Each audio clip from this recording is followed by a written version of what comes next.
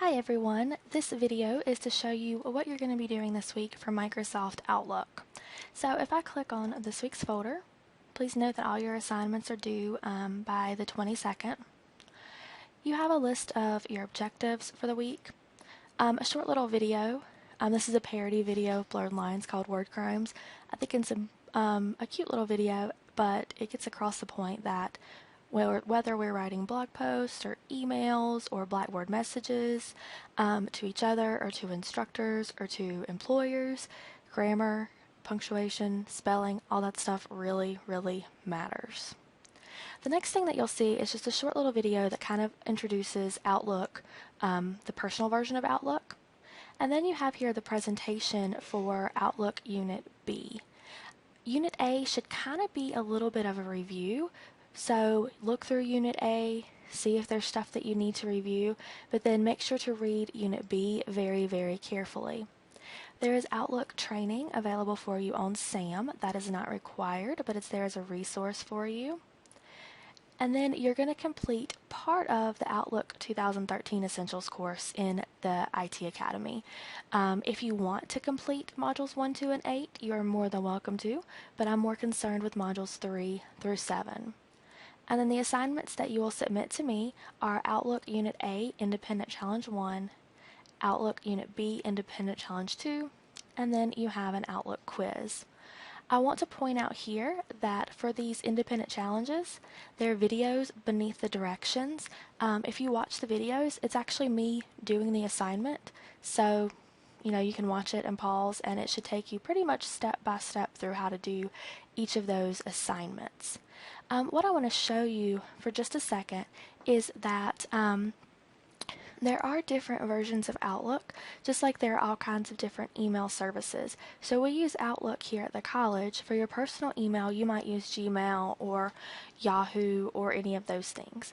The important thing to remember, though, is that even though all of those email services might look a little bit different, how you work email is pretty much the same. So forwarding is forwarding, CCing or BCCing, calendar, they all have all of those features, but they all might look a little bit different.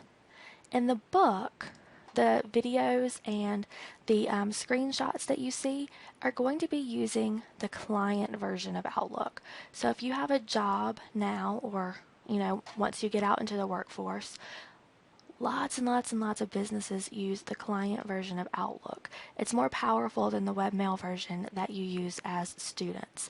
So that is why the book is going to look a little bit different than what you see in your student email. If you actually install Outlook, the application, on your computer, then this is what it would look like. So you can see that I have home, and this is where I can send new mail, do my replies, move mail, send and receive has lots of different options. I have lots of organizational options that I might not have access to in the web version, and lots of different views. So, I can change the way that I see things. And then I do have the 4 main modules here: mail, calendar, people, and tasks. So that is going to look a little bit different. If I click new mail, then I have quite a few options that you might not have in the webmail version, and it is going to look a little bit different than you see in your student email. However, not everyone has access to this, and that's fine. That is why you guys are going to log into your student email, which that's what I have up on the screen now, and you're going to complete your 2 Outlook assignments. It does look a little bit different than what's in the book, which is why I made those videos for you that are step by step how to do the things that you're being asked to do. So you can, again, see those in Blackboard right under the assignments. Now these assignments are straight from the book, but since you're using your student email instead of the regular or client version of Outlook, I did change the instructions just a little bit, so make sure you're following them from here, not from your book. And then you'll take the Outlook quiz. The reason that Outlook is so important is because it's the #1 thing that businesses and employers come back and say that students don't know how to use, and it's essential once you're in the workforce, knowing how to communicate through email professionally, and not only you just use the email portion of it, but also know how to schedule appointments and meetings and tasks and that kind of thing.